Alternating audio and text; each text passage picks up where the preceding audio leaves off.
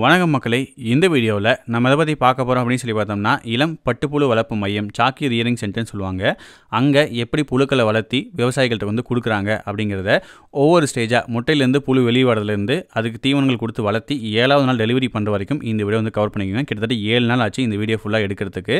அதுக்காக நம்ம என்ன பண்ணோம் அப்படின்னு சொல்லி பார்த்தோம்னா, டெய்லியும் காலையில் 4 மணிக்கு எழுந்திரிச்சு நாமக்கல்லேருந்து சேலம் பஸ் ஏறி, சேலம்லேருந்து சாமியாபுரம் கூட்ரோடு பஸ் ஏறி அங்கே இறங்கி இந்த வீடியோ வந்து கவர் பண்ணிக்கோங்க. கண்டிப்பாக வந்து எல்லாத்துக்குமே பயனுள்ளதாக இருக்கும் அப்படிங்கிறதுக்காக தான் இந்த வீடியோ நம்ம வந்து எடுத்திருக்கோம். சாக்கி ரியரிங் சென்டர்னா எப்படி இருக்கணும், அது எப்படி அமைக்கணும், அந்த சாக்கி ரியரிங் சென்டர் நம்ம வந்து அமைக்கணும்னா நமக்கு என்ன கல்வி தகுதி வேணும், வேற என்ன தகுதிகள்லாம் வேணும் அப்படிங்கிற எல்லா விஷயங்களும் இந்த வீடியோ கொஞ்சம் தெளிவாக வந்து கவர் பண்ணிடுங்க. இந்த வீடியோ வந்து ஃபுல்லாக பாருங்கள். இந்த வீடியோ ஃபுல்லாக பார்த்துட்டு இதில் வந்து போட்டிருக்க விஷயங்கள்லாம் வந்து ஒர்த்தான விஷயம் தான் அப்படின்னா கீழே இருக்க லைக் பண்ணி அழுத்திடுங்க. அதே மாதிரி இது யாருக்கெல்லாம் தேவைப்படுமோ அவங்களுக்கு வந்து இந்த வீடியோ வந்து ஷேர் பண்ணுங்கள். தமிழில் முதல் முறையாக சாக்கி ரியரிங் சென்டரில் ஒவ்வொரு ஸ்டேஜ் பை ஸ்டேஜாக கவர் பண்ண முதல் தமிழ் வீடியோ நம்ம பிரில்லியன்ட் ஜோக்கர் சேனலில் தாங்க இருக்குது. ஸோ இந்த வீடியோ கொஞ்சம் பார்த்தீங்கன்னா உங்களுக்கு வந்து நிறைய யூஸ்ஃபுல்லான விஷயங்கள் வந்து கிடைக்கும். வாங்க இப்போ நம்ம வீடியோக்குள்ளே போகலாம். அதான் அங்கே கிரனேஜில் ரிலீஸ் பண்ணுவாங்க முட்டை. இது வந்து ஃபர்ஸ்ட் மோல்டு வரைக்கும் இந்த ஒரு இலை மட்டும் தான் எடுப்போம். சாக்கி சென்டர் அமைக்கணும்னா ஃபர்ஸ்ட் வந்து தோட்ட பராமரிப்பு ஆட்டோமேட்டிக்காக அந்த சென்சர் இருக்குது, அதில் கண்ட்ரோல் ஆகலை, இன்னும் வந்து ஈரப்பதம் ரொம்ப கண்ட்ரோலை சாதிட்டு நம்ம லைட் ஆஃப் பண்ணிட்டோம் அப்படின்னா கம்ப்ளீட்டாகவே ரூம் வந்து இருட்டாக இருக்கும்.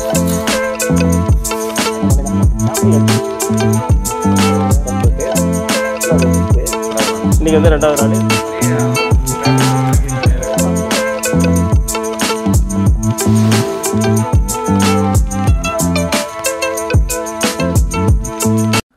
வணக்கம்ண்ணா. வணக்கங்க. உங்களோட பேர், உங்களை பற்றி கொஞ்சம் அறிமுகப்படுத்திக்கோங்கண்ணா. என்னுடைய பேர் சரவணனுங்க.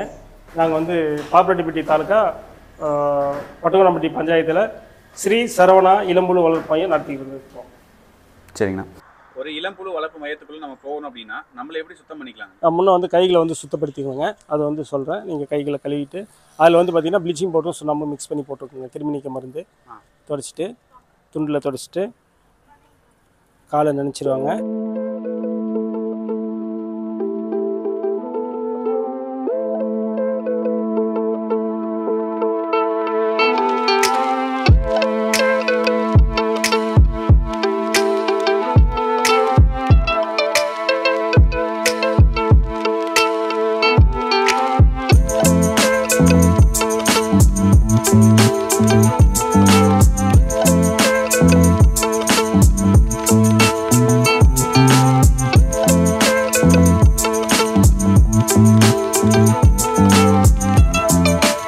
உங்களுக்கு இந்த இளம் பட்டுப்புழு வளர்ப்பில் எத்தனை வருடம் வந்து அனுபவம் இருக்குங்கண்ணா? இப்போ எங்களுக்கு ஒரு 1.5 வருஷமாக இந்த அனுபவம் இருக்குங்க.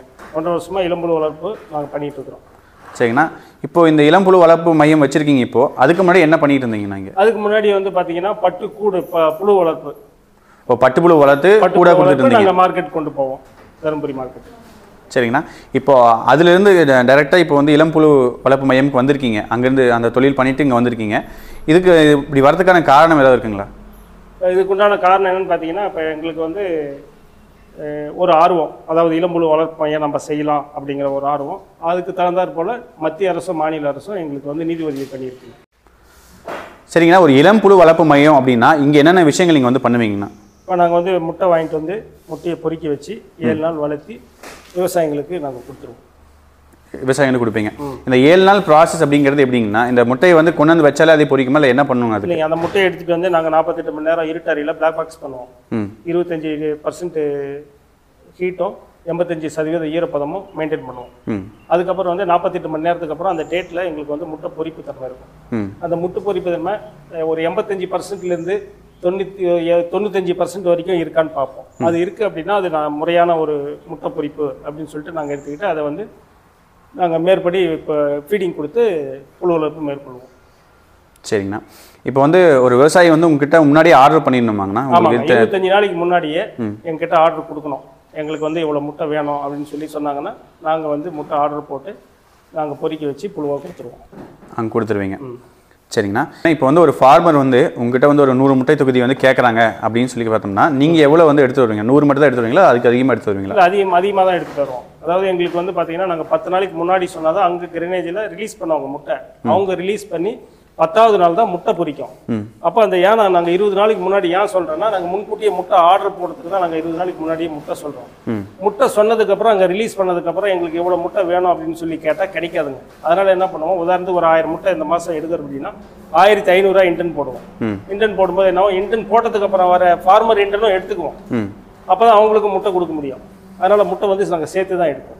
எப்போ முட்டை சொன்னாலுமே எவ்வளோ கேட்டிருக்காங்களோ அதோட அதிகமாக தான் எடுப்போம். 500 முட்டை அதிகமாக தான் எடுப்போம். சரிங்கண்ணா, இப்போ புழு வந்து ஒவ்வொரு ஸ்டேஜில் இருக்கும். முட்டையிலேருந்து வெளியே வந்த புழு இருக்கும், 2 நாள் 3 நாள் வளர்ந்த புழு இருக்கும். அது மாதிரி இருக்கும் பொழுது அந்த புழுக்களுக்கு வந்து எந்த மாதிரி தீவனங்கள் கொடுக்கணுங்கண்ணா, அதை பற்றி கொஞ்சம் சொல்கிறீங்களா? ஆமாங்க, நாங்கள் வந்து இளம் பூச்சி முட்டையிலிருந்து வெளியில் வந்தோடனே இந்த ஃபஸ்ட் இலையை எடுப்போம். இது வந்து ஃபஸ்ட்டு மோல்டு வரைக்கும் இந்த ஒரு இலை மட்டும் தான் எடுப்போம். ஒவ்வொரு செடியிலும் ஒவ்வொரு இலை 2 இலை தரமான இருக்கிற இலை எடுத்துக்குவோம். எடுத்துக்கிட்டு ஃபஸ்ட்டு மோல்டு வரைக்கும் அதை எடுத்து நாங்கள் வந்து மிஷினில் போட்டு அரைச்சி தூள் பண்ணி புழு மேலே போடுவோம். ஃபஸ்ட்டு மோல்டு முடிஞ்சு வந்ததுக்கப்புறம் அதுக்கப்புறம் என்ன பண்ணோம், இதுலேருந்து இந்த இதோட வெட்டிக்குவோம். இது நல்ல இலையோட நல்ல தண்டோட இது வந்து 30 நாள் இலை இதோட வெட்டி அப்படியே அரைச்சி புழுவுக்கு போடுவோம். அரைச்சி போடுவோம். தண்டில் எடுக்கணுங்களா தேவையில்லைங்களா? தண்டு வந்து உங்களுக்கு இந்த தண்டோட தான் நாங்கள் கட்டாவோம். சாப் கட்டரில் தண்டோட தான் கட்டுவோம். ஓரளவு நாங்கள் மேலேண்டி எடுத்துக்குவோம். பெரிய தண்டில் எடுத்துருவோம். இப்போ இங்கே என்ன ரகம் வச்சு போட்டுருக்கீங்க? இங்கே வந்து V1ங்க, இது ஃபுல்லாகவே V1 தான் போட்டிருக்கோம் நாங்கள். மேக்ஸிமம் வந்து சாக்கிக்கு வந்து பார்த்திங்கன்னா 30 நாள் தலை கவாத்து பண்ணால் 30வது நாள் வந்து நம்ம வந்து சாக்கிக்கு இப்போ வெட்டி போட்டுடணும். சரிங்க, அதுக்கு மேலே விடக்கூடாது. அதுக்கு மேலே பார்த்தீங்கன்னா ஜூஸ் இருக்காதுங்க, சத்து இருக்காது, ஜூஸ் இருக்காது, சாறு இருக்காது. புழு வந்து சாறு தான் உரியும். ஆமாம், ஃபஸ்ட்டு நீங்கள் சாறு தாங்க உரியும். அதாவது பிறந்த புழுக்கள் வந்து இலையை சாப்பிடாது, எடுத்தோடனே இலையை சாப்பிடாது. அதில் இருக்கிற பச்சையத்தை அப்படியே சுரண்டி ஜூஸ் உரியும். அதுக்கப்புறம் தான் வளர புழு வந்து இலையை சாப்பிட ஆரம்பிக்கும். ஒரு சாக்கி சென்டர் வந்து ஆரம்பிக்கிறாங்க அப்படின்னா அவங்களுக்கு வந்து என்ன தகுதி இருக்கணும்னா, என்ன மாதிரி விஷயங்கள்லாம் அவங்க பண்ணாங்கன்னா அவங்க வந்து சாக்கி சென்டர் ஆரம்பிக்கிறது கரெக்டாக இருக்கணும்? இப்போ அவங்களுக்கு வந்து 5 வருஷம் முன் அனுபவம் இருக்கணுங்க பட்டுப்புழு வளர்ப்பில். அவங்க வந்து நல்லா மார்க்கெட்டிங் வந்து நல்லா பண்ணியிருக்கணும். அவங்க சொல்கிற அந்த டார்கெட் 85%, 80%, 100 முட்டைக்கு 80% அவங்க வந்து எடுத்து மார்க்கெட்டில் நல்ல ஒரு ரேட்டில் அவங்க போட்டிருக்கணும். அவங்க ஹீல்டு கொடுத்துருக்கணும். அதே மாதிரி கவர்மெண்ட் அதிகாரிகளும் இவர்கிட்ட கொடுத்தா நல்லா செய்வாங்களா அப்படிங்கிற மாதிரி அவங்களுக்கு ஒரு நம்பிக்கை வரணும். நம்பிக்கை வந்தால் தான் நம்மளுக்கு வந்து CRC கொடுப்பாங்க. அவங்க வந்து நேரடியாக செக் பண்ணுவாங்க. AD RJD எல்லாருமே வந்து டைரெக்டாக களத்தில் வந்து எல்லாமே பார்ப்பாங்க. இது வந்து எல்லா சாக்கி சென்டருக்கு இந்த இடம் கொடுத்தா இவருக்கு வந்து சாட்டிஃபைவாக இருக்குமா, இவர் வந்து தொடர்ந்து பண்ணுவாரா, இது எல்லாமே அதிகாரிகள் வந்து கெஸ் பண்ணி தான் நம்மளுக்கு கொடுக்குறாங்க, சாதாரணமாக கொடுக்க மாட்டாங்க. சரிங்கண்ணா, இந்த சாக்கி சென்டர் அமைக்கிறதுக்கு சுற்று வட்டாரத்தில் இருக்கிற அந்த கிளைமேட் இருக்கும்ல, வெயிலாம் அதிகமாக இருக்கும் ஒரு சில ஏரியாக்களில், ஒரு சில ஏரியாக்களில் ரொம்ப சில்லுன்னு இருக்கும். அந்த மாதிரி இடங்கள் பார்த்து கொடுப்பாங்களா, அதை எப்படி கொடுப்பாங்க? இல்லை, இது வந்து பார்த்தீங்கன்னா அது மாதிரி இடம் இல்லை. அது மாதிரி இடமா இருந்தாலும் அதுக்குண்டான சூழ்நிலையை நம்ம உருவாக்கிக்கலாம், மெயின்டைன் பண்ணிக்கலாம். இப்போ இது தருமபுரி வெயில் மழை குளிர் எல்லாம் ஜென்ரலாக இருக்கிறது தான். அதனால் எனக்கு வந்து ஒரு சாக்கி சென்டரில் முக்கியமாக நம்ம எந்தெந்த விஷயங்கள்லாம் நம்ம வந்து கரெக்டாக பார்க்கணும்? ஒரு சாக்கி சென்டர் அமைக்கணும்னா ஃபஸ்ட்டு வந்து தோட்ட பராமரிப்பு நம்ம முறையாக பண்ணியிருக்கணும். அதுக்கப்புறம் ஷெட்டோட அமைப்பு, அதுக்கப்புறம் ஷெட்டில் வந்து எப்படி நம்ம ஈரப்பதத்தையும் டெம்பரேச்சரையும் எப்படி மெயின்டைன் பண்ணுறோம், இது எல்லாமே நம்ம முறையாக பண்ணணும். சரி, இப்போ CRC வந்து நம்ம ஆரம்பிச்சிட்டிங்க, ஒரு 7 நாள் புழு வளர்த்தியாச்சு. அது டெலிவரி பண்ணுறதுக்கு எந்த நேரம் வந்து சரியாக இருக்கும்? இப்போ டெலிவரி நாங்கள் வந்து சாயந்தரம் ஒரு 6 மணிக்கு மேலே தாங்க லோடு ஏற்றுவோம். லோடு ஏற்றிட்டு காலையில் ஒரு 6 மணிக்குள்ளே டெலிவரி முடிச்சுட்டு வந்துடுவோம். எப்பயுமே ஆமாங்க, நைட்டில் மட்டும் தான் டெலிவரி பண்ணுவோம். அது 6 to காலையில் 6க்குள்ளே முடிச்சுடுவோம். சரிங்கண்ணா, இப்போ நீங்கள் டெலிவரி பண்ணும்போது எல்லாமே மோல்டில் உட்காந்துருக்குமா? ஆமாங்க, 7 நாள் முடிஞ்சதுக்கப்புறம் ஆஃப் மோல்டில் இருக்கும். ஒரு சில பூச்சிகள் தோல் இருக்கும், ஒரு சில பூச்சிகள் மோல்டில் இருக்கும். அந்த டைமில் தான் நாங்கள் டெலிவரி பண்ணுவோம். சரிங்கண்ணா, அப்போ தான் வந்து சரியாக இருக்கும். சரிங்கண்ணா, இப்போ அந்த மோல்டில் உட்காரத்துக்கும் நீங்கள் வந்து டெலிவரி பண்ணுறது ஏதாவது சம்மந்தம் இருக்குங்களா? மோல்டில் உட்காந்துச்சுன்னா தீவனம் கொஞ்சம் கம்மியாக எடுத்துக்கும், அந்த மாதிரி விஷயங்கள் பார்த்தா அப்படி கொடுக்குறீங்களா, இல்லை ஃபுல்லாக மோல்டு டைமில் வந்து பார்த்தீங்கன்னா ஃபீடிங் எடுத்துக்காது. அந்த டைமில் நாங்கள் வந்து டெலிவரி பண்ணிடுவோம். அப்போ வந்து தலை பற்றாக்குறையாக பிரச்சனை இல்லை, ஃபீடிங் எடுக்காது. சரிண்ணா, இப்போ ஒரு சிலர் வந்து இந்த பால் பூச்சி பிரச்சனைகள் அதிகமாக இருக்குது அப்படின்னு ஒரு சில பேர் சொல்கிறாங்க. அதுக்கும் இந்த சாக்கி சென்டருக்கும் ஏதாவது சம்மந்தம் இருக்குங்களா? அதாவது ஒரு விவசாயி வந்து நல்ல விதமாக கூடு எடுக்கணும்னா 3 காரணங்கள். ஒன்று முட்டனுடைய தரம், இன்னொன்று எங்களை மாதிரி CRC, இன்னொன்று விவசாயி. இவங்க 3 பேரும் ஒரே நேர்கோட்டில் கரெக்டாக இது பண்ணால் மட்டும்தான் இது எந்த நோயும் வராமல் இதை வந்து நம்ம 100% பட்டுக்கூடு வந்து வெற்றிகரமாக இதை செய்யலாம் நம்ம. சரிங்கண்ணா, ஒரு சில விவசாயிகள் என்ன கேட்குறாங்க அப்படின்னு பார்த்தோம்னா, எங்களுக்கு வந்து அன்சைஸ் புழு நிறைய வருது, ஒரு சில புல்லுலாம் ரொம்ப குட்டியாவே இருக்கு, ஒழுங்கா வளர மாட்டேங்குது, அந்த மாதிரி பிரச்சனைகள்லாம் சொல்றாங்க. அதுக்கான காரணம் என்ன? அதுக்குண்டான காரணம் பார்த்தீங்கன்னா உள்ள இருக்கிற சீதோசன நிலை ஒன்று, ரெண்டாவது சாக்கி வந்து நாங்கள் ஃபில்டர் பண்ணி தான் நாங்கள் கொடுக்குறோம். அதுவும் வந்து ஒரு காரணம் தான். ரெண்டாவது இன்னொன்று வந்து பார்த்தீங்கன்னா தலையினுடைய சத்து, அதாவது நுனி இலையில நல்லா இருக்கும், அடி இலை நல்லா இருக்காது. அது மாதிரி நம்ம சாப்பிடும்போது அன்சைஸ் அவங்ககிட்ட வரதுக்கு உண்டான வாய்ப்புகள் இருக்குது. அதே மாதிரி ஹை டெம்பரேச்சராக இருந்தாலும் அவங்களுக்கு அன்சைஸு, பூச்சி சிங்காக வருது, ஃப்ளாச்சிரி வருது, அது மாதிரி பிரச்சனைகள் வரும். சரிங்கண்ணா. இப்போ வந்து விவசாயிகள் வந்து உங்ககிட்ட வாங்குறாங்க அப்படின்னா அவங்க வந்து என்ன மாதிரி விஷயங்கள்லாம் பார்ப்பாங்க? இப்போ அவங்க வந்து மெயினாக பார்க்குறது வந்து பாப்புலேஷன். அதாவது பாப்புலேஷன் இப்போ 100 முட்டை கொடுக்குறோம் அப்படின்னா குறைஞ்சபட்சம் அவர் ஒரு 80 கிலோக்கு மேலே எடுக்கணும். 80 கிலோ மேக்ஸிமம் 80 கிலோ தான், 100 முட்டைக்கு 80 கிலோ தான். ஆனால் அதுக்கு மேலே எங்கே நாங்கள் எடுக்கணும் அப்படின்னு விருப்பப்படுறாங்க. அதுக்கு தகுந்த மாதிரி நாங்கள் புழுக்களை கொடுக்க வேண்டிய சூழ்நிலையில் இருக்கோம்.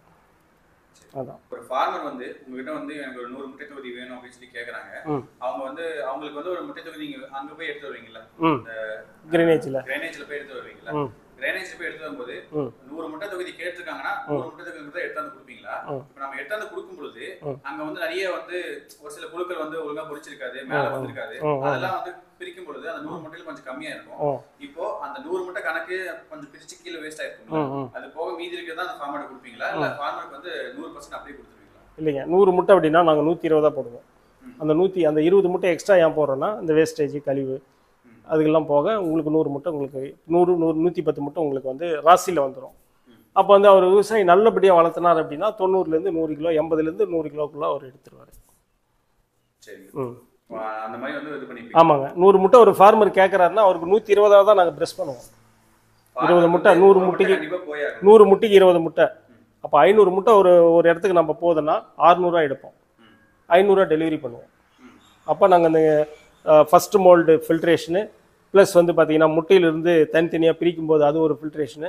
அதுக்கப்புறம் பார்த்திங்கன்னா இந்த பெரிய வலை, ரெண்டாவது ஃபஸ்ட்டு மோல்டுக்கு அப்புறம் வலை போட்டு நாங்கள் வெளியெடுப்போம், அது ஒரு ஃபில்ட்ரேஷனு. 3 ஃபில்ட்ரேஷன் பண்ணுவோம். அதில் நலிவடைந்த புழுக்கள் எல்லாமே வந்து கீழே நின்றுக்கும், வீடியோவில் பார்க்கலாம். ரெண்டாவது ஃபஸ்ட்டு மோல்டு முடிச்சுட்டு நம்ம வலை எடுக்கும் போகும்போது ஒரே ஒரு புழு கூட பெட்டில் இல்லை அப்படின்னும் போது புழு வந்து நம்மளுக்கு வந்து நல்லா தரமாக எல்லாம் ஒரே ஈக்குவலாக இருக்குது அப்படிங்கிறது வந்து நம்ம தெரிஞ்சுக்கலாம். பண்ணணும், கண்டிப்பாக பண்ணணும். பிரச்சனை இல்லாமல் இருக்கும். சரிங்களா, இது இளம் பட்டுப்புழு வளர்ப்பு மையத்தில் நம்ம வந்து அமைச்சிருக்கோம் அப்படின்னா இதில் சந்திக்கக்கூடிய சவால்கள் அப்படின்னா என்ன? சந்திக்கக்கூடிய சவால் வந்து வெய்ய காலத்தில் வந்து நம்ம ஹீட் அதிகமாக இருக்கும், குளிர் காலத்தில் வந்து கூலிங் அதிகமாக இருக்கும். அது வந்து பார்த்திங்கன்னா அதுக்கு உண்டான சூழ்நிலையை நம்ம வந்து செஞ்சு கொடுக்கணும், அது நம்ம பார்க்கலாம். சரிங்கண்ணா, இப்போ வந்து டெம்பரேச்சர் ஹியூமிடிட்டியை வந்து மெயின்டைன் பண்ணணும் அப்படிங்கிற விஷயங்கள்லாம் சொல்கிறீங்க. அதை வந்து நம்ம எப்படி நான் மெயின்டைன் பண்ணுறது, அதுக்கு ஏதாவது இன்ஸ்ட்ருமெண்ட்லாம் வச்சுருக்கீங்களா? ஆமாங்க, இருக்குங்க, ஹியூமிடிஃபையர் இருக்குங்க. இப்போ காமிக்கலாம். இது வந்து பார்த்தீங்கன்னா இது வந்து பார்த்தீங்கன்னா தண்ணியை வந்து பனி மாதிரி உங்களுக்கு வந்து தூவும்.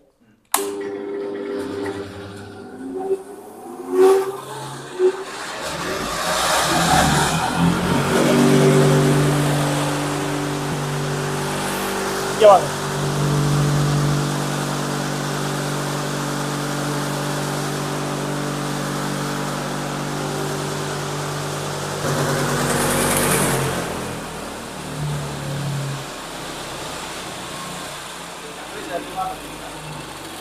இது வந்து டெம்பரேச்சர் அதிகமாக இருக்கும்போது நாங்கள் இது யூஸ் பண்ணுவோங்க. ஆட்டோமேட்டிக்காக அங்கே சென்சார் இருக்குங்க. இப்போ 28க்கு மேலே போகும்போது அந்த சென்சார் ஆன் ஆகிட்டு இங்கே ப்ளக் பாயிண்ட் வந்துடும், இது ஆட்டோமேட்டிக்காக இது ஆன் ஆகிடுங்க. ஆன் ஆகிடும். ஆமாங்க ஆமாங்க, அதுவே ஆன் ஆகிடும். இப்போ இந்த மிஷின் பார்த்தீங்கன்னா நாங்கள் மேனலாக பண்ணதுங்க. நாங்கள் மேனலாக பண்ணது. இது வந்து பார்த்தீங்கன்னா உங்களுக்கு வந்து அதில் கண்ட்ரோல் ஆகலை, இன்னும் வந்து எங்களுக்கு ஈரப்பதம் ரொம்ப கம்மியாக இருக்குது அப்படின்ட்டு அது பத்தலை அப்படின்னா நாங்கள் இது எக்ஸ்ட்ரா மேக்கப் நாங்கள் வச்சுருக்கிறோம். இதையும் ஆன் பண்ணி காமிக்கிறேன்.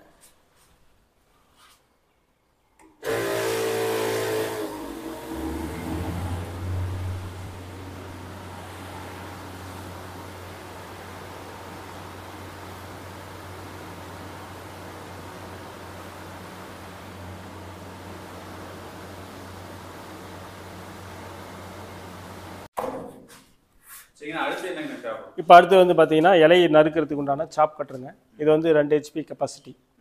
இதில் தான் நாங்கள் வந்து இலை நறுக்கிறோம். ஆமாங்க, கண்டிப்பாக அவசியமாக ஒரு சாக்கி சென்டருக்கு வேணுங்க. சாப் கட்டர் கண்டிப்பா தேவை. சாப் கட்டர் கண்டிப்பா வேணும். சரிங்கண்ணா. அடுத்து இந்த ட்ரேலாம் வந்து பிவிசி எல்லாம் செஞ்சிருக்கீங்க, இரும்புல செய்யலாம் இல்லைங்கண்ணா? இல்லைங்க, இரும்புல நாங்கள் வந்து ப்ளீச்சிங் சுண்ணாம்பு அடிக்கும்போது இரும்பு வந்து உங்களுக்கு வந்து பத்து போகும், துரு பிடிச்சி வீணாக போயிடும். அதனால் வந்து நாங்கள் வந்து பிவிசியில் போட்டிருக்கோம். பிவிசியில் போட்டிருக்கோம். அதே மாதிரி டெம்பரேச்சர் மீட்ரு, அதுக்கப்புறம் பார்த்தீங்கன்னா இந்த தட்டு மட்டுமே 600 தட்டு இருக்குங்க. Tray 600 tray. அது இல்லாமல் பார்த்தீங்கன்னா இந்த என்னது மைக்ரோஸ்கோப்பு எல்லாமே வச்சுருக்கிறோம். அதே மாதிரி இன்குபேட்டர் ஃப்ரேமு 100 ஃப்ரேம் இருக்கும். இப்போ வந்து கூல் பண்ணுறதுக்கெல்லாம் வச்சுருக்கீங்க. ஹீட் பண்ணுறதுக்கு வந்து ஹீட்டர் வச்சுருக்குங்க. இப்போ வெய்ய காலன்றதுனால அங்கே எடுத்து ஓரம் வச்சுருக்கிறோம், ஹீட்டருங்க. அதுக்கப்புறம் வந்து ஃபீடிங் ஸ்டாண்டு, இது எல்லாமே வந்து நம்ம அவசியமானது பட்டுப்புழு இளம்புழு வளர்ப்புக்கு. சரிங்கண்ணா. இப்போ உள்ள வந்து நம்ம லைட் வைக்கணும்னு சொல்லியிருந்தீங்களா, அந்த லைட் எதுக்காக வைக்கிறோம்? அந்த முட்டை பொறிப்பு லைட் வைக்கிறோம் அப்படின்னா அதை எப்படி செட் பண்ணலாங்க?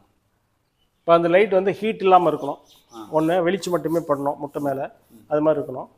மேக்ஸிமம் முட்டை பொறிப்பு வந்து அதிகமாக நம்மளுக்கு இருக்கும் அப்படின்னா லைட் போட்டு நம்ம முட்டை வைக்கிற போது சீக்கிரமாக வந்து முட்டை பொறிப்பு தன்மை அதிகமாக இருக்கும், சீக்கிரம் குவிக்காக பொறிக்கும் முட்டை.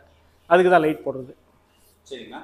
அடுத்து இப்போ பட்டுப்புழு வளர்க்குற மாதிரியே இதுக்கும் வந்து காற்றோட்டம் இருக்கணுங்களா? ஆமாங்க, கண்டிப்பாக காற்றோட்டம் இருக்கணும். ஆனால் அது நம்ம ஜென்ரலாக அதுக்கு வந்து கம்மியாக தான், அதுக்கு வந்து அதிகமான காற்றோட்டம் அதுக்கு தேவைங்க. இதுக்கு அந்த அளவுக்கு தேவையில்லை. இதுக்கு குறைந்த அளவு காற்றோட்டம் இருந்தாவே இதுக்கு போதுமானது. சரி. முதிர்புழு வளர்ப்புக்கு வந்து பார்த்தீங்கன்னா டெம்பரேச்சர் லோ, இளம்புழு வளர்ப்புக்கு டெம்பரேச்சர் கொஞ்சம் ஹை 28. அதுக்கு வந்து 26, 28லேருந்து 26 அது மெயின்டைன் பண்ணவே போதும். இதுக்கு 28 நம்ம மெயின்டைன் பண்ணலாம். 28 28 டிகிரி. சரி.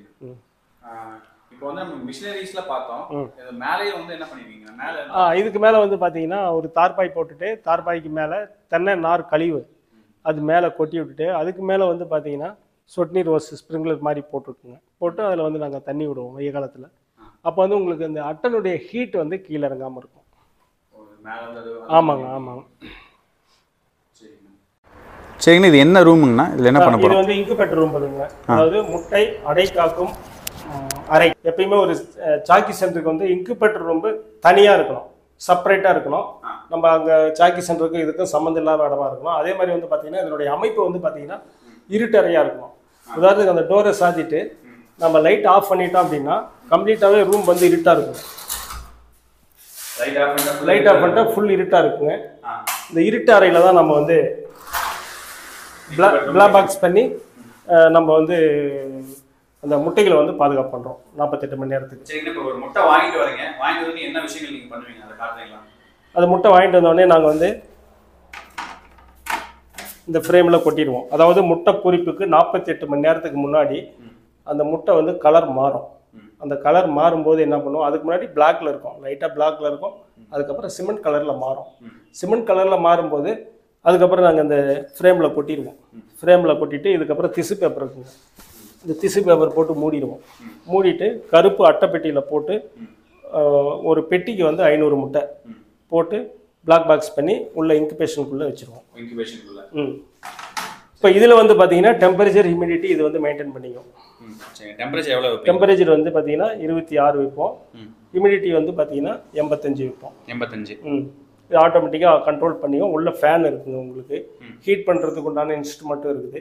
அதே மாதிரி ஈரப்பதத்தை வெளியே எப்படி கொண்டு வருது அதுவும் வந்து உங்களுக்கு உள்ள ஆட்டோமேட்டிக்காக அதுவே பண்ணிக்கும் 48 மணி நேரத்துக்கு. அதுக்கப்புறம் அந்த பாக்ஸை வந்து நம்ம வெளியே எடுத்து முட்டை பொரிப்பு பண்ணுறோம். இப்போ ஒரு விவசாயி வந்து உங்ககிட்ட வந்து முட்டை வாங்கணும் அப்படின்னா, அதாவது புழுக்கள் வாங்கணும் அப்படின்னா எப்படி வந்து உங்ககிட்ட அணுகணும்னா? ஃபஸ்ட்டு வந்து முட்டை வந்து 20 நாளைக்கு முன்னாடி எங்ககிட்ட வந்து இன்டென்ட் போடணும். நாங்கள் வந்து இந்த ஊரில் இருக்கோம், எங்களுக்கு வந்து டெலிவரி பண்ண முடியுமா அப்படின்னு வந்து கேட்பாங்க. எவ்வளோ முட்டைன்னு கேட்பாங்க. நாங்கள் அந்த விவசாயி வந்து நாங்கள் எழுதிக்குவோம், டைரியில் எழுதிக்கிட்டு உங்களுக்கு இந்த டேட்டில் உங்களுக்கு முட்டை புழுவாக உங்களுக்கு கிடைக்கும் அப்படின்னு சொல்லிடுவோம். கரெக்டாக அந்த டேட்டில் நாங்கள் வந்து டெலிவரி பண்ணிடுவோம். அதாவது 20 நாளைக்கு முன்னாடி ஒரு ஃபார்மர் சொன்னார்னா நாங்கள் வந்து டெலிவரி கொடுக்கறதுக்கு அவருக்கு வசதியாக இருக்கும். ஆமாம், கண்டிப்பாக சொல்லணும். சரிங்க. இப்போ நம்ம பட்டுப்புழு வளர்க்குறோம் அப்படின்னாலுமே அதில் வந்து உள்ள கூட கிருமி நாசினி பண்ணுவோம். ஆமாம், ஒரு பேட்சுக்கு ஒருக்கா. அதே மாதிரி இளம் பட்டுப்புழு இதே மாதிரி இதுவும் பார்த்தீங்கன்னா ஒரு பேட்ச் 7 நாள் வேலை முடிச்சதுக்கப்புறம் இது எல்லாமே வெளியே எடுத்துகிட்டு அங்கே வண்டியிலேருந்து வரும்போதே இப்போ நாங்கள் வந்து வாஷ் பண்ணி தான் உள்ளே கொண்டு வருவோம். அதே மாதிரி டெலிவரி பண்ணும்போதும் நாங்கள் வந்து வேனை வந்து கிருமி நீக்கம் பண்ணி தான் டெலிவரி ஏற்றுவோம். டெலிவரி ஏற்றிட்டு மறுபடியும் கொண்டு வரும்போது அங்கே தொட்டி இருக்குங்க. தொட்டியில் நாங்கள் வந்து ப்ளீச்சிங் பவுடரும் சுண்ணாம்பும் போட்டு வச்சுருக்கோம். பாக்ஸ் அத்தனையுமே எடுத்து அந்த தொட்டியில் ஒரு 1/2 மணி நேரம் ஊற போட்டு மறுபடியும் வெளியே எடுத்து அடிக்க எடுத்துகிட்டு வந்து உள்ளே வச்சுட்டு அதுக்கப்புறம் இதுக்கு மறுபடியும் ஒரு ஸ்ப்ரே கிருமி நீக்கம் பண்ணுவோம். கிருமி நீக்கம் பண்ணிவிட்டு அதுக்கப்புறம் கம்ப்ளீட்டாக ஷெட்டு ஃபுல்லாகவே கிருமி நீக்கம் பண்ணிவிட்டு ஷெட்டை கழுவி விட்டுட்டு அதுக்கப்புறம் தான் முன்னொரு இளம்புழு வளர்ப்பு எடுத்துகிட்டு வந்து செய்வோம். அடுத்த பேட்ச் அப்போ தான் ஸ்டார்ட் பண்ணுவாங்க. சரிங்கண்ணா. உங்களை வந்து காண்டாக்ட் பண்ணலாங்கண்ணா? காண்டாக்ட் பண்ணலாங்க. இது சம்மந்தமாக காண்டாக்ட் பண்ணலாம். ஒரு 9 மணிக்கு மேலே, நைட் 9 மணிக்கு மேலே நீங்கள் கால் பண்ணுங்கள். கண்டிப்பாக உங்களுக்கு நான் வந்து மேலே. இப்போது இந்த பட்டுப்புழுக்களுடைய முட்டைகளை கொண்டு வந்து எப்படி பிளாக் பாக்ஸ் பண்ணுறாங்க, இன்குபேட்டரில் எப்படிலாம் மெயின்டைன் பண்ணுறாங்க, இன்குபேட்டர்லேருந்து வெளியே எடுத்ததுக்கப்புறம் முட்டை பொறுப்பு எப்படி இருக்குது, தோல் உரிப்பு எப்படி இருக்குது அப்படிங்கிறது ஒவ்வொரு ஸ்டேஜும் 7 நாளைக்கு என்னென்ன ஆச்சு அப்படிங்கிறத நாள் 1, நாள் 2, நாள் 3, நாள் 4 அப்படின்னு சொல்லிட்டு 7 நாளைக்கு நம்ம வந்து பார்க்க போகிறோம். வாங்க இப்போ பார்க்கலாம். சரி, நாங்கள் கிரீனேஜிலேருந்து முட்டை வாங்கிட்டு வருவோங்க. வாங்கிட்டு வந்தோடனே என்ன பண்ணுவோம், இந்த தட்டில் கொட்டிட்டு பிளாக் பாக்ஸ் பண்ணுவோம். பிளாக் பாக்ஸ் பண்ணிவிட்டு 48 மணி நேரம் இருட்டறையில் அந்த இன்குபேட்டருக்குள்ளே வச்சு 25 செல்சியஸ் ஹீட்டும் 85% ஈரப்பதமாக வச்சு அதில் 48 மணி நேரம் மெயின்டைன் பண்ணுவோம். அதுக்கு முன்னாடியே நாங்கள் வந்து சாம்பிள் எடுத்து வச்சுருவோம். அந்த பாக்ஸ்லேருந்து கொஞ்சம் சாம்பிள் வந்து தனியாக ஒரு முட்டைகளை வந்து தனியாக எடுத்து வச்சுருவோம். அதுவும் இன்குபேட்டருக்குள்ளே தான் இருக்கும். அந்த முட்டையை எடுத்து வைக்கிற முட்டையும் அது 48 மணி நேரம் முடிஞ்ச உடனே ஃபஸ்ட்டு அந்த சாம்பிள் எடுத்து வச்சுருக்கிற அந்த முட்டையை வந்து பிரிச்சுட்டு கவரை பிரிச்சுட்டு நாங்கள் பார்ப்போம். 1 மணி நேரம் வச்சுருப்போம். வச்சுருக்கும்போது பார்த்தீங்கன்னா அது 1 மணி நேரத்தில் எல்லாமே பொரிச்சிருச்சு, எதுவுமே முட்டை வந்து நிற்கலை, எல்லாமே கம்ப்ளீட்டாக இப்போ முட்டையிலேருந்து வெளியே வந்துருச்சு அப்படின்ற பட்சத்தில் மெயின் பாக்ஸ் எடுத்துகிட்டு வந்து ஓப்பன் பண்ணுவோம். இப்போ நம்ம இன்குபேட்டர்லேருந்து இந்த பிளாக் பாக்ஸை நம்ம வெளியே எடுத்துகிட்டு வரோங்க ரேரிங் சென்டருக்கு. இப்போ அந்த ரேரிங் சென்டரில் நம்ம என்ன பண்ண போகிறோம் அப்படின்னீங்கன்னா, இந்த பிளாக் பாக்ஸ்லேருந்து ஓப்பன் பண்ணி முட்டை பொரிப்புக்கு உண்டான வேலையை நம்ம இப்போ செய்ய போகிறோம். வந்து மெழுகுத்தாள் இது மாதிரி ஒரு ட்ரே ஒன்று எடுத்து வச்சுக்கிறோம். அதுக்கு மேலே மெழுகுத்தாள் போட்டுக்கிறோம். இப்போ அந்த பிளாக் பாக்ஸை ஓப்பன் பண்ணி ஒவ்வொரு ட்ரேமாக நம்ம எடுத்து வந்து இதில் வைக்க போகிறோம். இது பார்த்தீங்க அப்படின்னா இப்போ இது வந்து நம்ம ஓப்பன் பண்ணியிருக்கிறோம். ஓப்பன் பண்ணியிருக்கும்போது பார்த்தீங்கன்னா உங்களுக்கு ஒரு 40% பூச்சி வந்து முட்டையிலிருந்து வெளியே வந்துருக்குது. மீதி வந்து ஒரு 60% முட்டை வந்து பொரிக்காமல் இருக்குது. இதை வந்து நாங்கள் என்ன பண்ணுவோம், இந்த தட்டில் வச்சுட்டு எடுத்துகிட்டு போய் நாங்கள் வந்து இந்த ரேக்கில் வச்சு வெளிச்சத்தில் லைட் போட்டுவிட்டு வெளிச்சத்தில் வைப்போம். வெளிச்சத்தில் வைக்கும்போது அது என்ன ஆகுதுன்னு பார்த்தீங்கன்னா, அந்த வெளிச்சம் பட்ட உடனே முட்டை பொரிக்காத முட்டை எல்லாமே நம்மளுக்கு வந்து பொரிக்க ஆரம்பிச்சிடும். அடுத்த 1 மணி நேரத்தில் 1.5 மணி நேரத்தில் நம்மளுக்கு பொரிக்க ஆரம்பிச்சிடும். பொரிக்க ஆரம்பிச்சதுக்கப்புறம் அதுக்கப்புறம் நாங்கள் வந்து மேலே இந்த வலையை போட்டுட்டு அதுக்கப்புறம் நாங்கள் வந்து ஃபஸ்ட் ஃபீடிங் நாங்கள் வந்து கொடுப்போம்.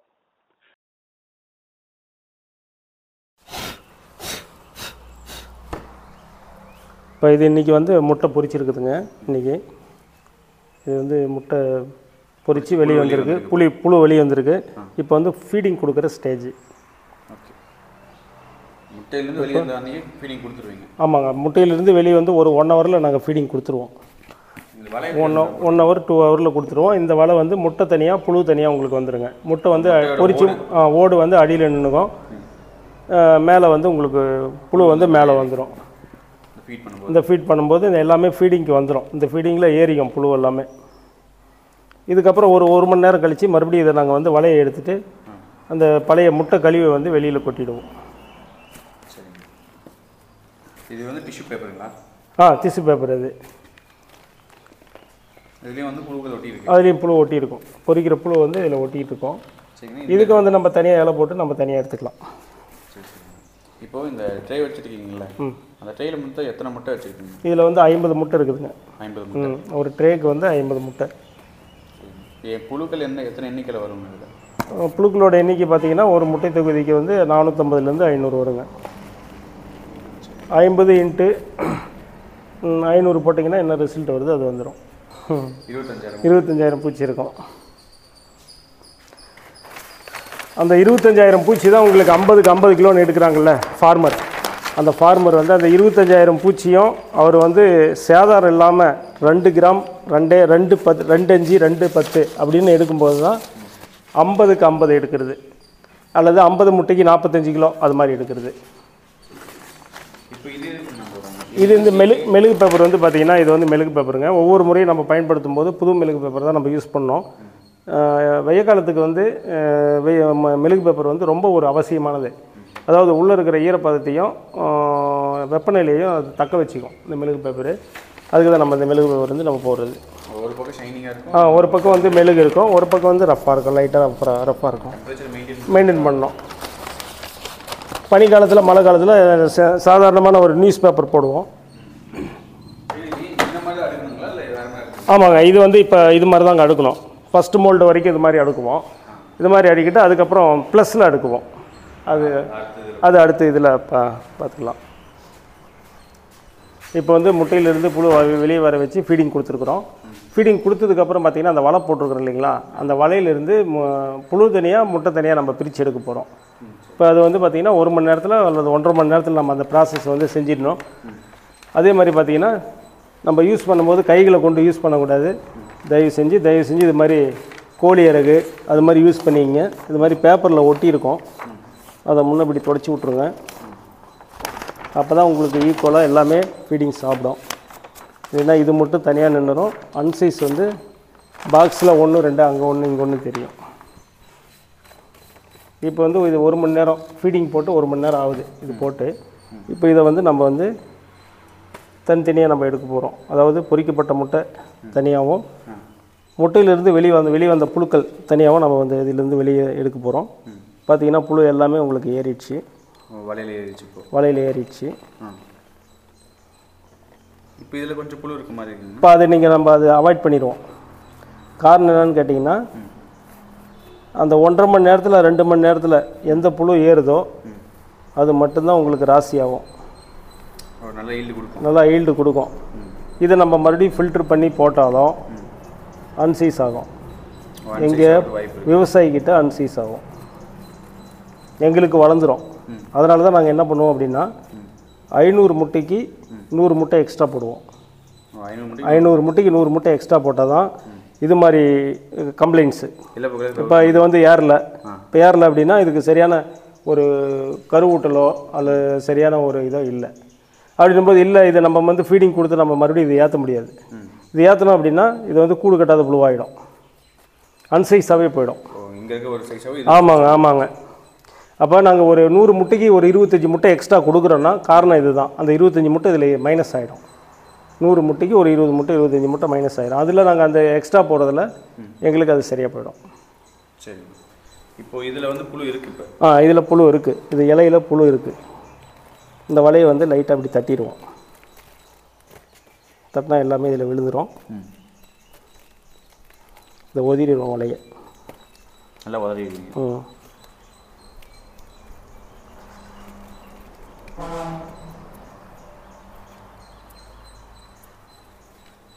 அதே மாதிரி இந்த டிஷ்யூ பேப்பரில் இருக்கிற இதையும் இதை அப்படியே டைரெக்டாக அதில் போட்டுக்குவோம்.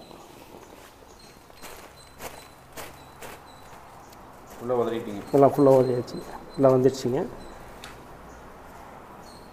இப்போ இது ரெண்டையுமே வந்து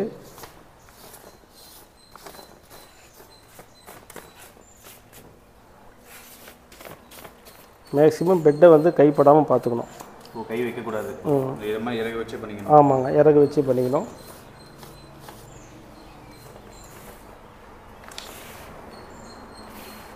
இது மாதிரி குட்டா கொடுக்கணும்னா இல்லை, இது மாதிரி கொஞ்சம் ஒரு மிக்சிங். ஏன்னா ஒரு இடத்துல கொஞ்சம் அதிகமாக இருக்கும் புழு, ஒரு இடத்துல உங்களுக்கு கம்மியாக இருக்கும். அதனால் இப்படி ஒரு லைட்டாக ஒரு மிக்சிங் போட்டு ஸ்கொயராக பண்ணி விட்ருங்க. இப்படி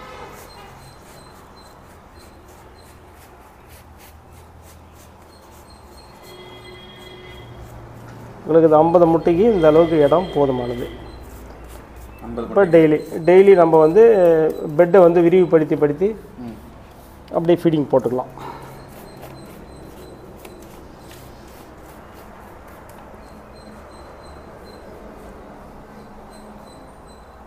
கம்பளி புழு மாதிரி இருக்குமாங்கண்ணா? ஆமாங்க, முடியோட தான் முளைக்கும் போதே முடியோட தான் முளைக்கும். ரெண்டாவது முளைக்கும் போதே அது வந்து பிறக்கும் போதே நூல் விட்டுக்கிட்டு தாங்க பிறக்கும். நூல் விட்டு தான் பிறக்கும். ஆமாங்க. இந்த சைஸ் வந்து நம்மளுக்கு போதுமானதுங்க. சரி, மறுபடியும் இந்த மெழுகு தலை போட்டு இப்படி மூடி வச்சு இளம்புழு வளர்ப்புக்கு வந்து 28 டிகிரி 28 டெம்பரேச்சரும் 85% ஈரப்பதமும் பராமரிக்கணும். சரி, இப்போ இது வந்து இதுமாதிரி பெஸ்ட்டாக இருக்குமா? ஆமாங்க, ப்ளஸில் அடிக்கணும். இது மாதிரி ப்ளஸில் அடுக்கி வைக்கணுங்க. இது மாதிரி அடுக்கணும். இது மாதிரி தான் அடுக்கணும். அடுத்த ஸ்டேஜுக்கு தான் ப்ளஸில் அடுக்குவோம்.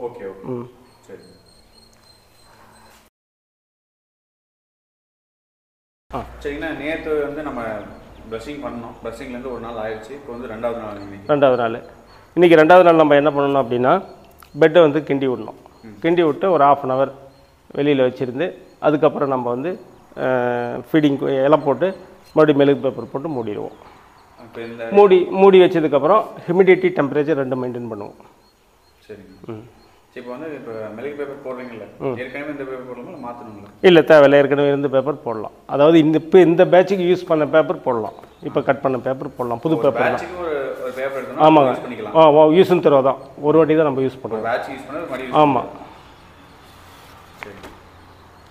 இதுக்கு மேலே ஒன்று எம்டி வச்சுருக்கோம். எம்டி வந்து வச்சுருக்கேன்னா மேலே வந்து உங்களுக்கு இந்த ஒரே E1 இருக்கும். அந்த மேலே இருக்கிறது தான் வந்து ஒரே E1 இருக்கும். அதனால் வந்து மேலே இருக்கிறது ஒரு இது இருக்கும். அதனால் இப்போ வந்து எடுத்துகிட்டு வந்துட்டோம். இப்போ வந்து என்ன பண்ண போகிறீங்க? இப்போ வந்து பெட்டை வந்து கிண்டி விட்டு விரிவுபடுத்தி ஒரு 1/2 மணி நேரம் வச்சுருந்து மறுபடியும் ஃபீடிங் கொடுக்க போகிறோம். அது எப்படின்னு நம்ம பார்க்கலாம். வந்து பார்த்தீங்கன்னா ரெண்டாவது நாள் இது. இன்றைக்கி வந்து ரெண்டாவது நாள். இது மாதிரி மெழுகு பேப்பரில் இப்படி ஒட்டியிருக்கோம். இதை வந்து கோழி இருக்குல்ல, பெட்டில் இப்படி தள்ளி விடணும். இல்லைன்னா அது அப்படி தனியாக நின்று அது அன்சைஸ் ஆகிடும். இலையோடு சேராமல் இது எல்லாமே சாப்பிட்டுட்ருக்குறோம். இது மட்டும் பேப்பரில் இருக்கிற மட்டும் தனியாக நின்று போயிடும். இப்படி எடுத்துடுறோம். இப்படி எடுத்துகிட்டு மேக்ஸிமம் நம்ம கையில் வந்து யூஸ் பண்ணக்கூடாது. இப்போ வந்து இந்த புழுக்கள் வந்து நம்ம தீவனம் நேற்று கொடுத்தோம், இலைகள் கொடுத்தோம். இப்போது எப்படி வந்து மெயின்டைன் பண்ணுங்கண்ணா? இருட்டிலே இருக்கணுமா இல்லை வெளிச்சத்தில் இருக்கணும்? அதாவதுங்க, இதுக்கு வந்து பார்த்திங்கன்னா 16 மணி நேரம் வெளிச்சம், 8 மணி நேரம் இருட்டு. அது மாதிரி மெயின்டைன் பண்ணணும். அதே மாதிரி நீங்கள் நம்ம நேற்று சாயந்தரம் ஃபீடிங் போட்டது. இந்த இலை வந்து உங்களுக்கு மேக்ஸிமம் வந்து காயக்கூடாதுங்க. ஓகேங்களா? இது வந்து காயாமல் பார்த்துக்கணும். இது பச்சையாகவே இருக்கணும். அது மாதிரி இலை வந்து பச்சையாகவே இருக்கணும். இது மாதிரி வந்து நம்ம டெய்லி காலையில் இது மாதிரி பெட்டை விரிவுபடுத்தணும். ஆமாங்க. இது மாதிரி விரிவுபடுத்தணும். இதுக்கு வந்து பார்த்திங்கன்னா கொஞ்சம் காற்றோட்டம் நல்லா கிடைக்கும். பெட்டில் இருக்கிற அந்த ஆவி இதெல்லாம் கூட அது ரிலீஸ் ஆகும். புழுக்களுக்கு வந்து நல்ல ஆரோக்கியமான சூழ்நிலையை உருவாகும். அதேமாரி நம்ம 1/2 மணி நேரம் நம்ம ஓப்பனில் இப்படி பெட்டை கழிச்சிட்டு வைக்கும்போது காற்றுல இருக்கிற நைட்ரஜனை வந்து புழுக்கள் வந்து வாங்கிக்கும். தன்னுடைய வளர்ச்சி வந்து நல்லாயிருக்கும். தன்னுடைய வளர்ச்சி வந்து நல்லா இயற்கையாகவே நல்லா வளரும்.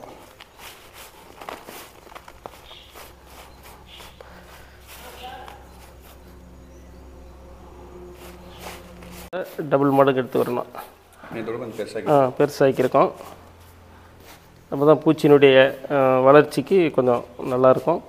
எல்லாமே ஈக்குவலாக நம்மளுக்கு வந்து ஃபீடிங் கிடைக்கும். இது வந்து 50 முட்டை தொகுதி. இன்னும் நம்ம பிரிக்கலை. அது 3வது நாள் 2வது நாள் 3வது நாள் தான் நம்ம இது 2ஆக பிரிப்போம். இன்னொரு பாக்ஸுக்கு மாற்றுவோம். அப்போ தான்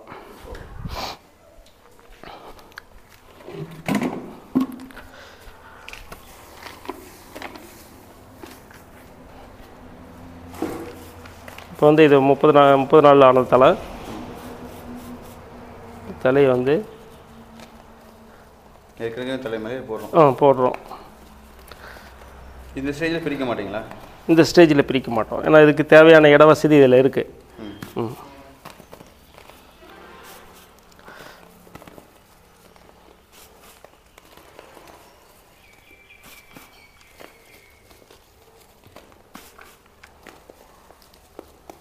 அதேமாதிரி இலையும் வந்து பார்த்திங்கன்னா உங்களுக்கு கம்மியாகவோ அதிகமாகவோ போகக்கூடாது.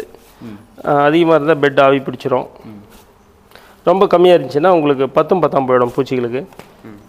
அதனால் நம்மளுக்கு ஒரு நோக்கம் தெரியும். இன்றைக்கி இது போட்டால் இது சாயந்தரம் வரைக்கும் இது சாப்பிடும். அதாவது நாங்கள் மறுபடியும் ஃபீடிங் போடும்போதே ஒரு 10% 15% இலை இருக்கணும். அதுதான் கரெக்டான ஃபீடிங். இல்லை அது சுத்தமாகவே சாப்பிட்ருச்சு அப்படின்னா நம்மளுக்கு வந்து அது எவ்வளோ நேரத்துக்கு அது சாப்பிட்டு காலி பண்ணிச்சு அப்படிங்கிறது நம்மளுக்கு தெரியாது இல்லைங்களா?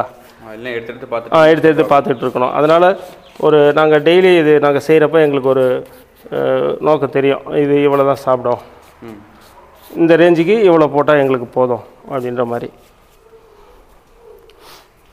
இப்போ நம்ம மெழுகு பேப்பர் போட்டு இதை மூடி வச்சிடுறோம். இப்போயும் வந்து மைனஸில் தான் வைக்கணும். அடுக்கிறது வந்து இது மாதிரி ஒன்றுக்கு மேலே ஒன்று இப்படி தான் இருக்கும். மெழுகு பேப்பர் போட்டு மூடிடுவோம்.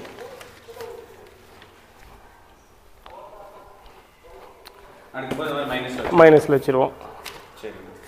அவ்வளோதான். இன்றைக்கி இது 2வது நாள் இந்த ப்ராசஸ் வந்து இன்றைக்கி முடிஞ்சு. நாளைக்கு 3வது நாள் இதே வந்து நாங்கள் பெட்டை விரிவுபடுத்துவோம். ஒரு 1/2 மணி நேரம் வச்சுருப்போம். ஃபீடிங் வந்து அரைச்சி போடுவோம்.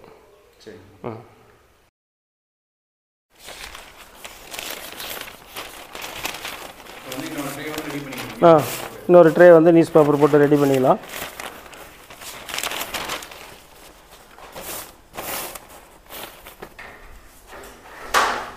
நேற்று பண்ண மாதிரி அந்த பேப்பரில் இருக்கிறது கீழே இதெல்லாம் தொடச்சி விட்டுட்டு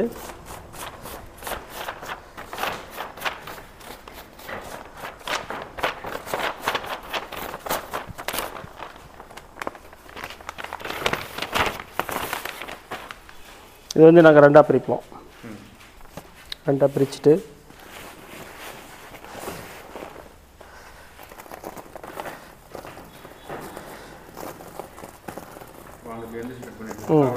பரவாயில்ல வச்சுட்ருவோம்.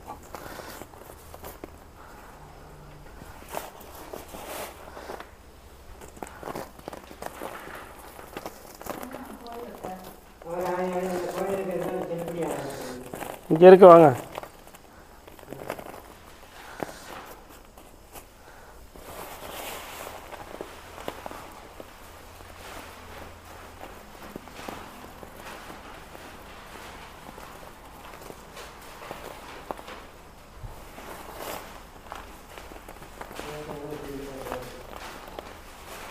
இது வந்து ஒரு 1/2 hour விடுவோம். அப்படியே 1/2 மணி நேரம் எடுத்து வச்சுருவோம். இது மாதிரி எடுத்து வச்சுருவோம்.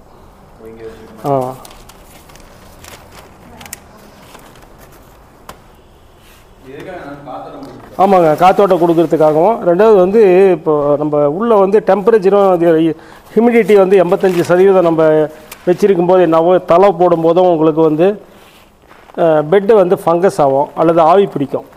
அதை வந்து அவாய்ட் பண்ணுறதுக்கு நம்ம இது மாதிரி பரப்பி விட்றோம். பரப்பி விட்டு காற்றோட்டமாக வச்சுருந்து பெட்டு கொஞ்சம் ட்ரை ஆனதுக்கப்புறம் மறுபடியும் நம்ம வந்து இலை போடுவோம். சரிண்ணா, இன்றைக்கி வந்து 3வது நாள் புழு. தலை மட்டும் லைட்டாக பெருசான மாதிரி இருக்குது. இது மாதிரி இப்போ வந்து பரப்பி விட்டுருவீங்க. இது மாதிரி பரப்பி விடுவோம். பரப்பி விட்டுட்டு ஒரு 1/2 hour கழித்து ஃபீடிங் கொடுப்போம்.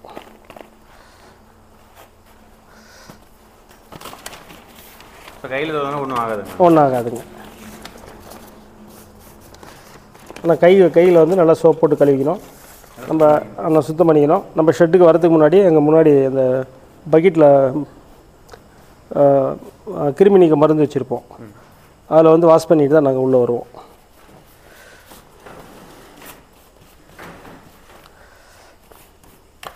ஓகே. சரி.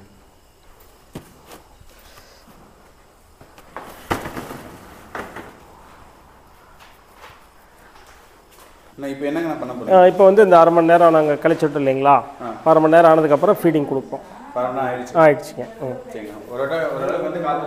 காற்றோட்டம் கிடச்சிருக்குங்க.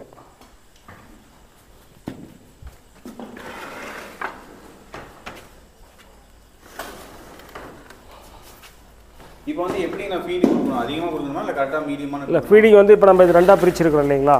அதனால் நம்ம மீடியமாக தான் கொடுப்போம். ஒரே இதில் போட்டது வந்து 2ஆக பிரிச்சுருக்கிறோம். அதனால் வந்து ஃபீடிங் வந்து கரெக்டாக தான் நம்ம கொடுப்போம். இந்த ரேஞ்சு கொடுத்தா போதுமானது. இப்போ 2ஆக பிரித்ததில் வந்து 50-50 பிரிச்சிட்டிங்களா? இல்லைங்க, 50 இருந்தது, 25-25 பிரிச்சுருக்கிறோம். சரி.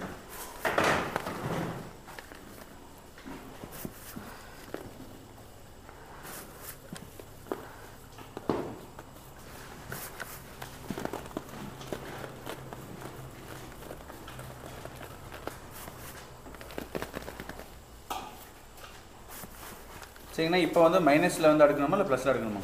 இப்போ வந்து இப்போ இருக்கிற மாதிரி ஸ்டாண்டுக்கு கொண்டு வந்துடுவோம். இது மாதிரி ஸ்டாண்டில் வச்சுக்குவோம்.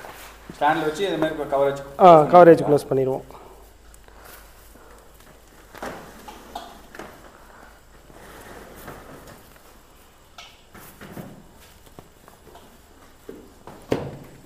இப்போ ஃபீடிங் போட்டாச்சு. ஃபீடிங் போட்டாச்சுங்க.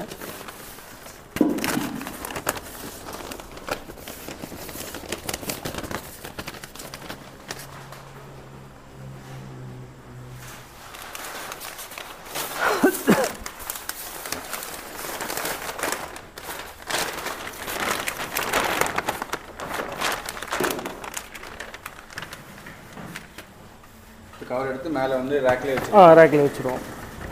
இனிமேல் வந்து டெலிவரி வரைக்கும் ரேக்கில் தாங்க வளரும். இந்த 3ஆவது நாள்லேருந்து ரேக்கில் தான் வளரும். சரி.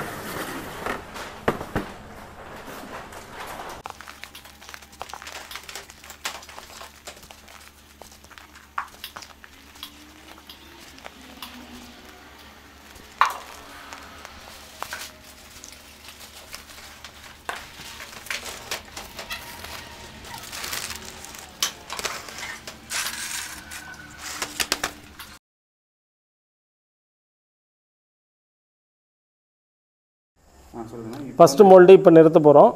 அதுக்கு வந்து நம்ம வந்து சுண்ணாம்பு தூள் உதற போகிறோம். இப்போ சுண்ணாம்பு தூள் உதற டைமில் இருந்தால் நம்மளுக்கு வந்து 24 மணி நேரம் கணக்குங்க. 24 மணி நேரத்துக்கு அப்புறம் எல்லா பூச்சியுமே தோல் உரிச்சதுக்கப்புறம் தான் இதுக்கு மேலே வலையை போட்டுட்டு நம்ம ஃபீட் பண்ணுறோம். அது வரைக்கும் 24 மணி நேரத்துக்கு ஃபீட் பண்ண மாட்டோம். இது வெய்ய காலமாக இருந்தால் 24 மணி நேரம் எடுத்துக்கும். இதே குளிர் காலமாக இருந்தால் ஒரு 30 மணி நேரம் 36 மணி நேரம் எடுத்துக்கும். First mould. இப்போ என்ன பண்ணுறீங்க? இப்போ வந்து சுண்ணாம்பு தூள் தெளிக்கிறேங்க. இந்த சுண்ணாம்பு தூளுங்கிறது நார்மலாக பயன்படுத்துறது. அதாவது வந்து பெட்டை வந்து ட்ரையாக வச்சுருக்கணும் ஒன்று. ரெண்டாவது வந்து காற்றுல இருக்கிற வைரஸ் கிருமி இது எல்லாமே தோல் உரிக்கும் போது அட்டாக் ஆகாமல் பாதுகாக்கிறது இந்த சுண்ணாம்பு தூளுங்க. மேலே படாமல் பண்ணணும். மேலே படணும். புழு மேலே துண்டு வந்து ஆமாங்க, புழு மேலே படாமல் அடிச்சுடணும். இந்த ரேஞ்சுக்கு அடிச்சுவிட்டால் போதுங்க. ஸ்டார்ட் பண்ணால் போதும்.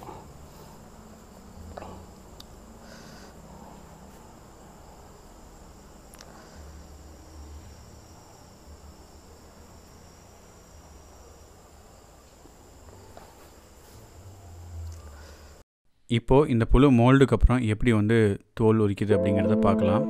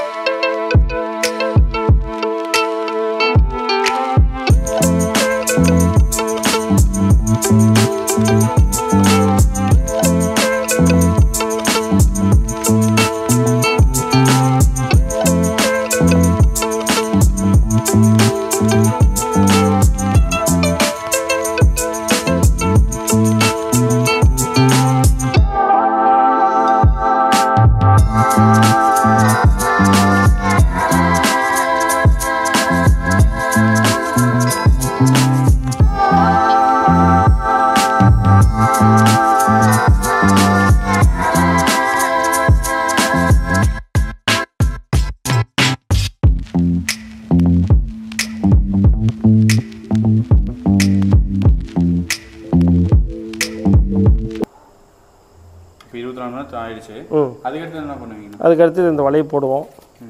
இந்த வலையை போட்டு ஃபீடிங் கொடுப்போம். ஃபீடிங் வந்து முன்னே இருந்ததை விட கொஞ்சம் சைஸ் அதிகமாக போடுவோம். பெரிய சைஸில் போடுவோம்.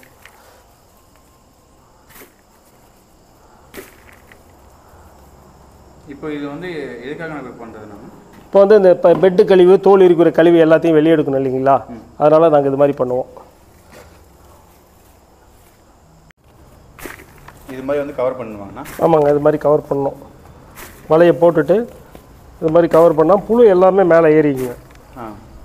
மேலே ஏறினதுக்கப்புறம் அடுத்த சைஸ் பிரிஞ்சு வரதுக்கு அடுத்த சைஸ் பிரிஞ்சு வரதுக்கு இந்த வலை. அதுக்கப்புறம் இந்த வலையை புழுவையும் தனியாக எடுத்துருவோம்.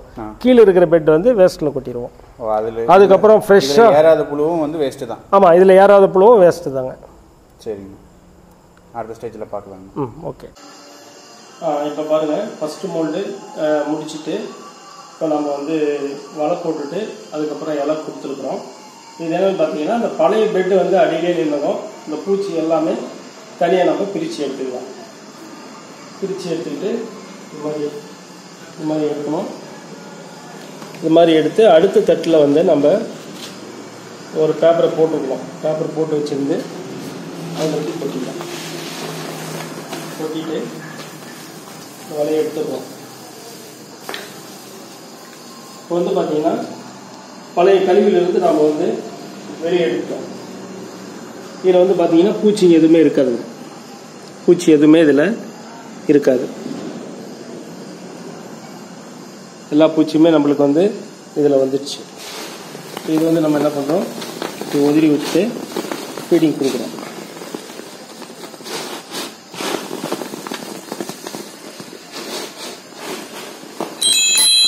எல்லாம் பண்ணுறோம்.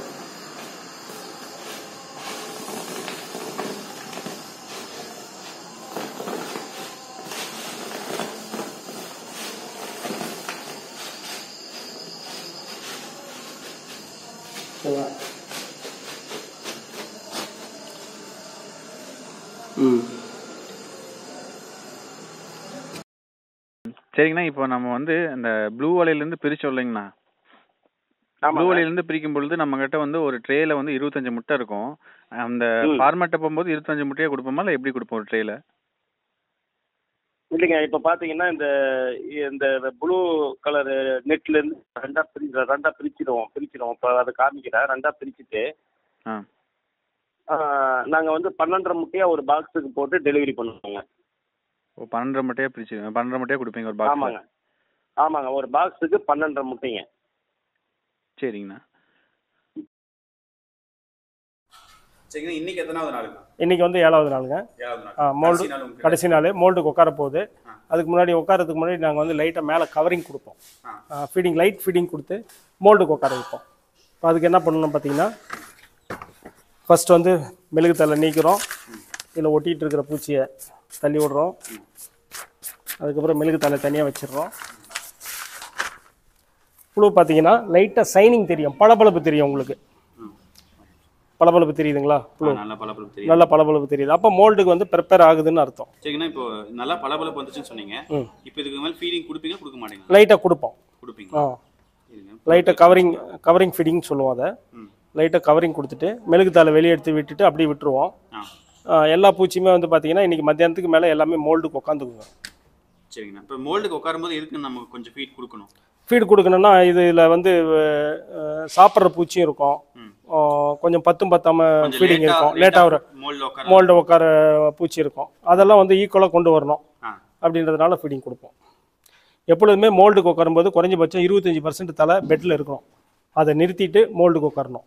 இலையை நிறுத்திட்டு மோல்டுக்கு உட்காரணும். அதுதான் முறையான ஒரு கரெக்டான மோல்டு. சுத்தமாக சாப்பிட்டதுக்கப்புறம் நம்ம கரெக்டாக மோல்டுக்கெல்லாம் நிறுத்த முடியாதுங்க. ஏன்னா அதுக்கு கொஞ்சம் சின்னதாக இருக்கிற பூச்சி, ஒரு வேலை பூச்சி அல்லது அதுக்கு முன்னாடி இருக்கிற பூச்சி வந்து புழு வளர்ச்சி கம்மியாக இருக்கும், அது இலை சாப்பிட்டுட்டு இருக்கும். இப்போ அதுவுமே வந்து நம்மளுக்கு அந்த ஈக்குவலாக வரணும். ஆமாம், டைம் கொடுக்குறோம். மோல்டுக்கு உண்டான அறிகுறி சைனிங் வந்து ஒரு 10 மணி நேரத்தில் மோல்டுக்கு உட்காந்துக்கும்.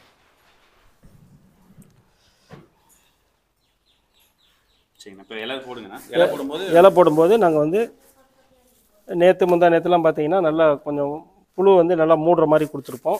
இப்போ வந்து நாங்கள் லைட்டாக போட்டால் போதும். இந்த ரேஞ்சுக்கு லைட்டாக போட்டோம்னா போதும். இலை வந்து மேக்ஸிமம் ஒரு 10% 20% தான் சாப்பிடும், முழுசாக சாப்பிடாது. இந்த இலை போடுறது வந்து இந்த வெப்பத்தை வந்து கொஞ்சம் மெயின்டைன் பண்ணுறதுக்கும் பயன்படுது. வெப்பத்தை மெயின்டைன் பண்ணுறதுக்கும் பயன்படுது. ரெண்டாவது நம்மளுக்கு வந்து ஒரே ஈக்குவலாக வரணும், ஒரே ஈவனாக வரணும். புழு வந்து மோல்டுக்கு உட்காரணும். இதுதான் கவரிங் ஃபீடிங். இன்னைக்கு நைட் வந்து டெலிவரி கொடுத்துருவீங்க? ஆமாங்க, இன்னைக்கு நைட் டெலிவரி பண்ணிடுவோம்.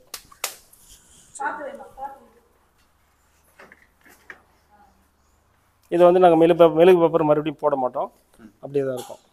இது போடப்பட்ட ஃபீடிங், ஏற்கனவே போடப்பட்ட ஃபீடிங். இது சும்மா அப்படியே கவர் பண்ணியிருக்கோம். அது மேலே வந்து புழுக்கள் ஏறுது. ஏறும். அது மேலே ஏறி பேஸ் போடும். மோல்டுக்கான நூலை விட்டு உடம்பை கட்டிக்கும். தோல் உரிக்கிறதுக்கு நகரக்கூடாதுன்ட்டு. சரி. இப்போ வந்து நம்ம காலையில் கவரிங் கொடுத்து நம்ம வச்சுருந்தது நம்ம காலையில் பார்த்தோம். இப்போ வந்து பார்த்தீங்கன்னா டெலிவரிக்கு உண்டான ஏற்பாடு நம்ம இப்போ பண்ணிகிட்டு இருக்கிறோம்.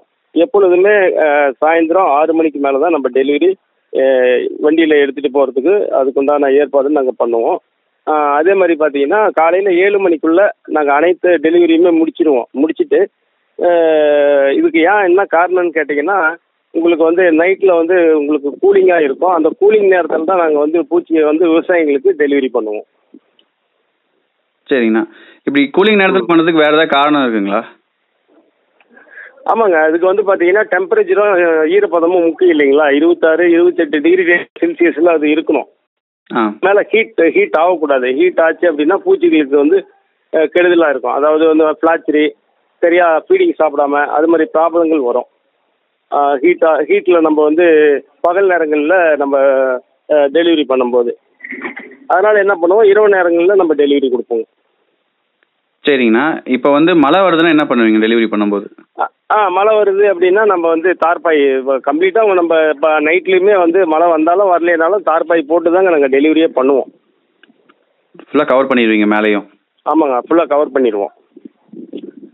சரிங்கண்ணா. இப்போ பாக்ஸ் அடிக்கிட்டு இது மாதிரி ஒரு எம்டி வைப்பீங்களாங்கண்ணா? ஆமாங்க. இப்போ நம்ம பாக்ஸ் அடிக்கிறோம் அப்படின்னா அதுக்கு மேலே ஒரு எம்டி பாதுகாப்புக்கோசரம் ஒரு எம்டி ஒன்று வைப்போம் அதுக்கு மேலே. சரிங்கண்ணா. இப்போ வந்து புழு வந்து இப்படி ட்ராவல் இருக்கும்போது மேலே ஏறி வர்றது அந்த மாதிரி பிரச்சனைகள்லாம் இருக்காதுங்கண்ணா? இல்லைங்க, பெட்டை விட்டுட்டு மேலே ஏறாதுங்க புழு. சரிங்கண்ணா. இலையை விட்டுட்டு எப்பொழுதுமே புழு வந்து மேலே ஏறாது. சரிங்கண்ணா. ரொம்ப நன்றிங்க.